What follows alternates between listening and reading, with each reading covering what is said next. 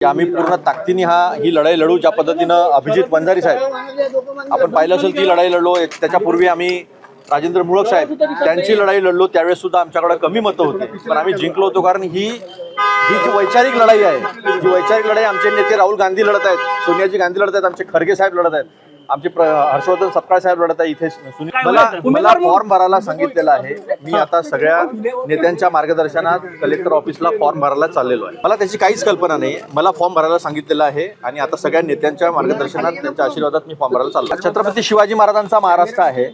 छत्रपती शिवाजी महाराजांकडे 1/10 पण सैन्य नव्हतं, पण प्रत्येक लढाई ते जिंकले होते. कारण की त्याच्या मागे स्वराज्याची कन्सेप्ट होती. आज जनता ज्या पद्धतीने चेपलेली आहे, जनता ज्या पद्धतीने महागाईमध्ये चेपलेली आहे, बेरोजगारीमध्ये चेपली आहे, नीटचे पेपर म्हणजे पेपर लीक सरकार आहे हे, या सगळ्याच्या विरोधामध्ये जे प्रतिनिधी निवडून दिलेले आहेत जनतेने, त्या प्रतिनिधीकडनं याच्या विरोधात लढणाऱ्या काँग्रेसला मतदान करावं अशी जनमानसाची भावना आहे. ते प्रतिनिधी नक्कीच काँग्रेसला मतदान करतील असा आमचा विश्वास आहे.